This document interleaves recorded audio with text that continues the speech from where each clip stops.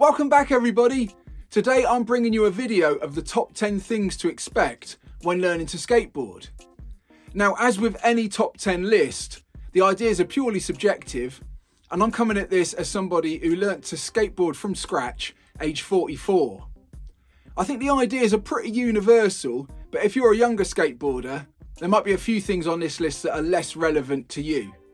If there is anything on this list that you resonate with, then please do leave your experiences in the comments below. And if you're new to the channel and you like this sort of content, please do hit subscribe. It really helps out the channel, it's free, and it just means you'll get notified when there's new content to view, and I upload new videos pretty much every week.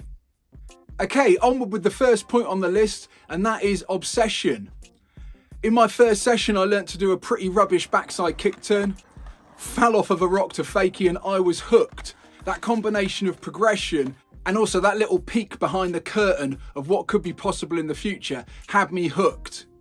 It became obvious to me that skateboarding was something that I was going to have to do as much as possible, so I started trying to sneak in those little sessions. I built a backyard mini ramp to try and supercharge my use of spare time and also make it a little bit easier to progress learning those early tricks. I found my obsession was fueled as skateboarding is a bit of a lifestyle sport. So I started watching loads of videos, and this informed my choice of clothing. It also exposed me to new styles of music to listen to. I think the accessibility of skateboarding also fueled my obsession. The local skate park was open 12 hours a day, rain or shine, could go inside, and it was always breaking a clean 3 to 7 foot. Okay, that brings us on to the second thing to expect when learning to skateboard, and that is gear acquisition syndrome. Now again, this is a personal thing. Some people don't get caught up in the gear, but there's loads of numbers to geek out on, loads of things to research. I love the look of all the skateboarding decks, the artwork, and I found myself wanting to buy every single skateboard deck that's ever been made. Now I think you can make excuses for buying new gear. There's always that little extra 1% you could get from having the board 1/4 of an inch difference, or the truck's a little bit wider, or the wheels a little bit grippier. I also got stuck into trying the various disciplines within skateboarding, and each subgenre has a specific type of setup that really maximizes the potential of that pursuit. So I've got a longer board for doing the downhill sliding. I've got a really short thin board for trying out some of the freestyle stuff. I've got a specific street setup, one that I like on the really small transitions. I've also got a specific vert ramp setup, one that I prefer for riding the pool coping in a pool style bowl, and of course the surf skate for general cruising. So I think getting overly obsessed with the acquisition of the gear is something I've become mindful of, but I'm trying to become less concerned with the nitty gritty. Okay, third on the list of things to expect are emotional highs and lows. So that's stoke of making a new trick, and on the flip side, the frustration of just spending ages and not being able to make the trick. Now I've found learning to skateboard is one of the hardest things I've ever tried to do, and that's a bit of a mixed blessing. I think if it was any easier, it wouldn't hold as much of a fascination for me, and also that real stoke I get when I finally break through a barrier that I really didn't think I'd be able to do wouldn't release the same level of endorphins as it does with skateboarding. I've recently pushed through a bit of a plateau in my progression. I recorded a video reflecting on that process, and after that I managed to go back in and record my 49 tricks at 49 video. That got my confidence back, and it also helped me revise some of the progression I'd made and reminded me how far I've come from that early stage of coming off that rock to fakie. I've also found along the way I've encountered what I call a personal Everest. Now this could be dropping in on the vert ramp, which took me about 2 years of considered thought and training. It could be skating the deep end of the Tredegar Bowl. That thing is mental. And getting a grind on that deep end coping was something that just seemed way out the realms of possibility.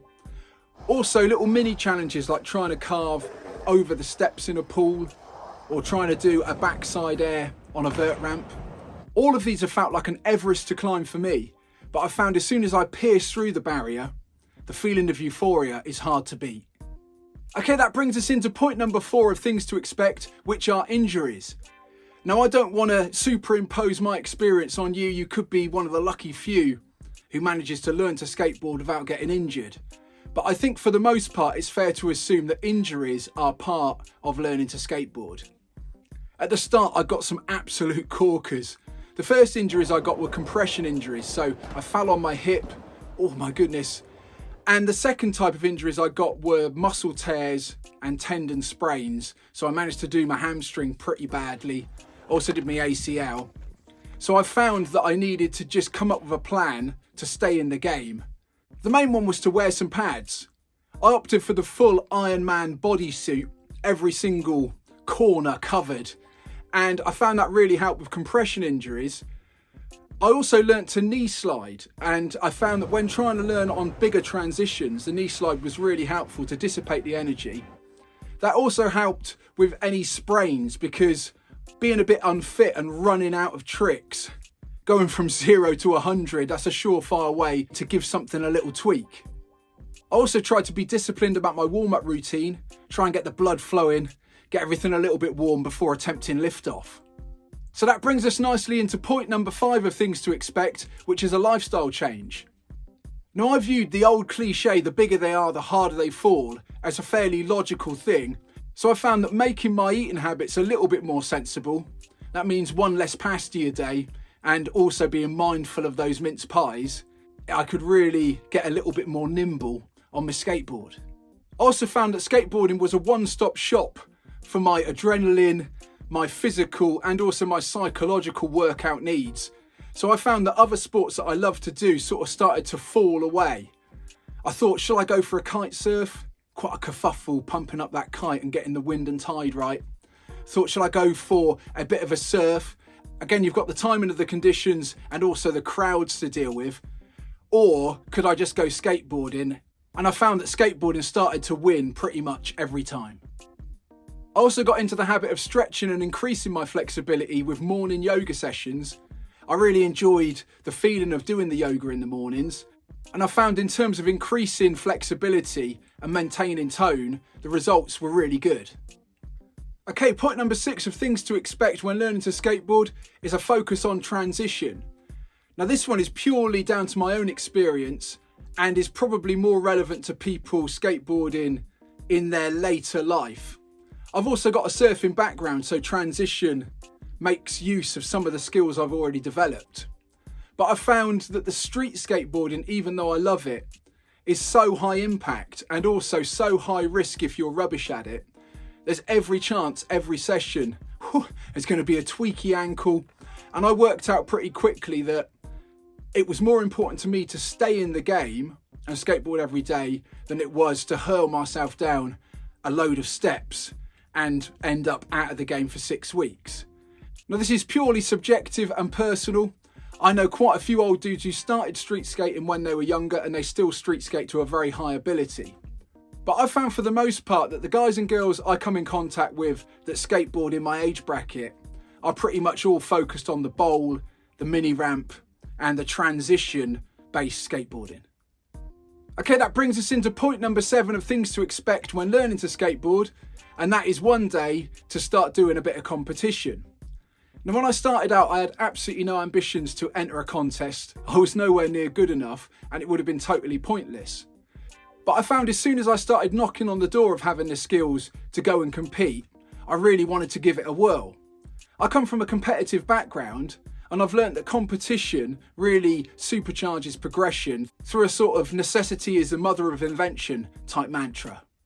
Now, so far I've dabbled in a few vert ramp competitions and also a bowl competition. My results were pretty much as I expected, but the thing I didn't expect was to enjoy it as much as I did. I loved the camaraderie. It was a great place to meet other skateboarders and also watch them in action. And that adrenaline of having your name called out and doing your run, it's pretty hard to beat. That brings us nicely into point number 8, which is an increased social circle. I've been lucky to meet and become friends with loads of different people via skateboarding. Everyone's got a different story, but everyone's down with a common goal of having a lovely old time while skateboarding. Point number 9 of things to expect is an increased usage of social media.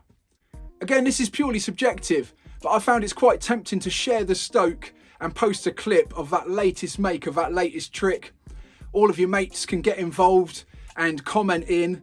I like using Instagram. I find it's a really good platform for posting clips. I find the social media is really good for arranging the next session via Facebook Messenger or WhatsApp or even the Instagram Messenger. And of course, the YouTube can be a powerful tool for skateboarding progression. I've watched a lot of trick tip videos, but I've also harnessed the power of trying to record those videos and share them with you to really supercharge my progression.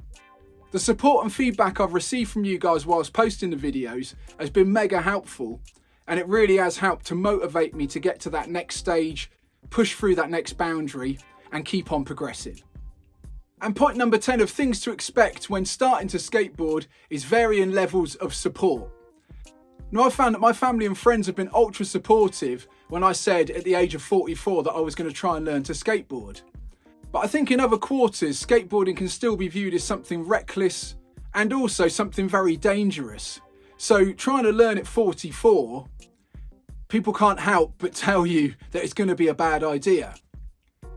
Also, members of the public don't necessarily share my enthusiasm of skateboarding or the noises that skateboarding makes.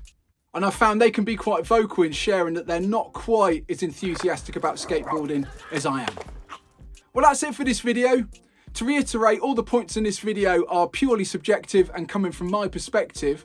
I'd be fascinated to hear about your experiences learning to skateboard, so please do share those in the comments below. Also, if you're new to the channel, you can feel free to hit subscribe, and you can also follow me on Instagram @JohnBishopSkate. As ever, my name's been John Bishop, and I'll see you next time.